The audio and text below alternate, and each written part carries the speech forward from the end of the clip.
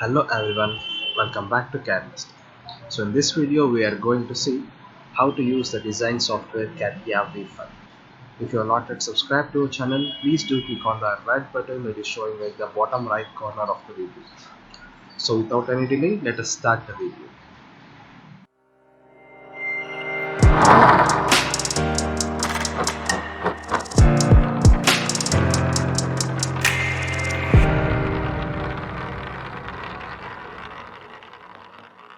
Under CATIA, in order to go for assembly design, just click on assembly design. It will take you to the assembly environment. Here we have many features that are required for our assembly. I'll be dealing everything one by one along with our assembly classes. So the first command that we are dealing with is existing component. There is two commands, that is existing component and also existing component with position. So let us see what is the difference between these two. First, let us go for existing component. Existing component is nothing but in order to open your assembly component, we go for existing component.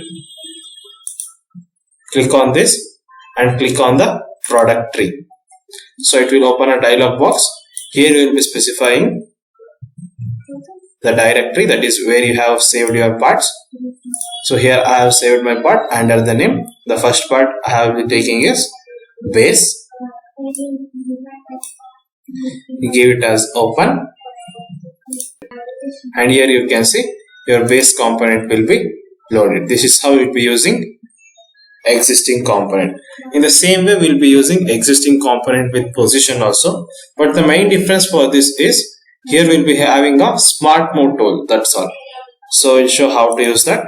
I delete this first. I go for existing component position, click on the product.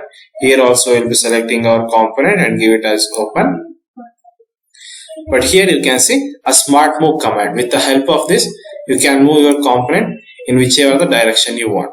So this is nothing but smart move command. Give it as OK. At that place, you will be placing your component. So this is nothing but existing component with position. It means you can specify the position simultaneously along with your component. So usually we go for existing component only. So with the existing component, I load my first part. Existing component, click on the product tree, select your base component, give it as open. Always the base component should be fixed. That is the first component, that should be a fixed constraint. Under constraints, you will be having fixed constraint. Click it on and click on your component. So this is my component, and here you can see a fixed constraint. It means your component has been fixed. You cannot modify this anymore. The next we will be loading our second component. For that we will go for existing component and click on a product tree. So here I will be loading my second component, that is, let me take a process, give it as open. So here you can see my component has been loaded. But in order to move this, you can see if I select this and I try to move, we cannot move it at all. For that we have a move option. Under move we will be having manipulation, snap, exploded view, stop, manipulate and clash. So first we go for manipulation option. If I click it on, here you can see manipulation dialog box will appear. Here we will be specifying the direction in which you want to move your component. This option should always be checked on, that is with respect to constraints. And now you will be moving in whichever the direction you want. If you select the X direction, you can move your component in X direction. If you select the Y direction, you can move in Y. Also in Z, you can go for Z direction. The same way we have a rotation also. If you select X, you can rotate in your X direction. If you select Y, you can rotate in the Y direction. If you select Z, then you can rotate in your Z direction. So I will be placing like this, and I will be going for Z here, and also in the Y direction like this. So in which way you want to place your component, you will fix it like this, give it as OK. Then later you will be going for constraints. Go for constraints, give it as close. Here I will be constraining my components. That is, first thing I am going for coincidence constraint. With the help of coincidence, I will be constraining the center line of this feature and also the center line of whole feature. If you go near the whole feature, then you can see center line automatically. Click on that. So here you can see the both features are constrained. That is nothing but they both will be lying in a same plane. But here you can see they are not in the same line. For that, what should you do is you should go for updating your component. You can click on this icon, or else you can use the shortcut key, that is Ctrl U is our shortcut key. Go for update. Now you can see my component are lying in a same line. And the same way we have one more constraint. Again go for coincidence itself. Coincident this center line and also the center line of this curve. Go for update. Now you can see your component has been placed in a correct position. The next we are going to load our other component, existing component. Again go for product. Here I will be loading my cap product. Give it as open. So here is my cap feature. I'll go for move. Under move manipulation, I'll move it in a Z axis like this. Like this I have moved my feature. So here we have, and now we'll be dealing out some more commands. For that I'll be taking for coincidence constraint, and I'll constrain the hole to hole, that is hole of this feature and to a hole of this feature. Update. Now you can see these both are in a same line. And next what should be doing is, here you can see they are not aligned in a same way. So what we'll be doing is we'll going for one more constraint, that is our angle constraints. Here I'll be selecting angle constraint and I'll select the faces. So this face and then this face. These both faces should be parallel. Here you can select either parallel, angle or perpendicular. I'll select the parallel. Then give it as OK. Go for update. Now you can see they are aligned in a same way. Then again what should we do is you should align the face. That is the bottom face should sit on the top face of this. For that we have a constraint called as contact constraint. Here you will be contacting the faces of your assembly feature. Go for contact constraint.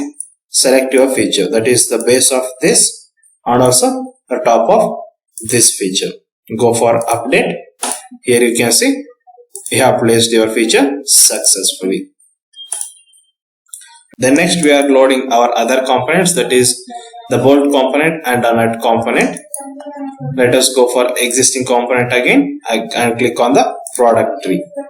Here we will be loading your component, that is bolt component. Give it as open. So here you can see we have loaded our component. Go for move option and move in whichever the direction you want. Like this I have taken. Give it as OK. Here also with the help of coincident we will constrain the center line, center and then center. Update. And here you can see you should face, that is this face and then the bottom face of this should be in a contact position. For that here you can see from the top view, that is the bolt is in a rotated manner, right? So in order to align this feature, again we go for angle. Here I'll be selecting face, say this face and then any one of this face. Then give it as parallelism and go for update. Now you can see your feature will sit in a exact position. So go for contact constraint, contact this face along with the base face of this one. Give it as update. Now you can see your component has been placed successfully.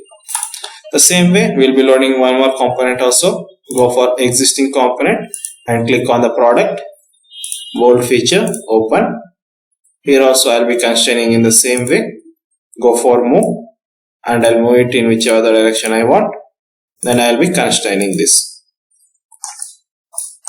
Coincident, center axis and then center axis, update, and also angular, face to face, this face and then this face, parallel, update. Then go for contact constraints, this face and also the bottom face, update. So this is how I will be placing our bolt component. And next we will be placing our one more component, that is our nut component. Go for existing component, click on product, go for nut, open. Here you can see my component will be at the bottom. Go for move, select your component, move in the whichever direction you want.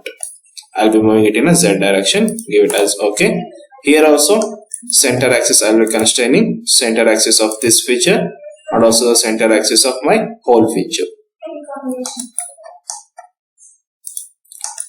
Update. The same way we will be contacting face to face, contact constraint, this bottom face and then the top face. Update. So same way we will be loading one more nut and placing on the other side.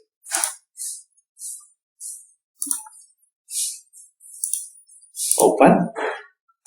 Move in whichever direction you want. I'll be moving in Z direction. Contact constraint, center axis to center axis. Contact face to face.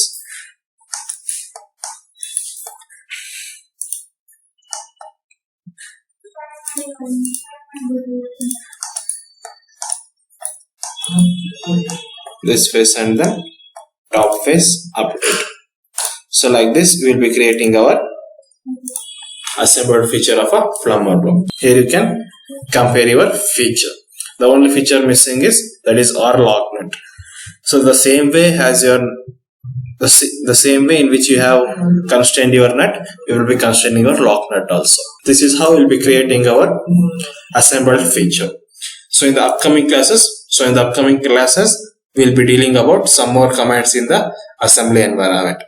So this is all for now. Let's meet in the next video. Thank you.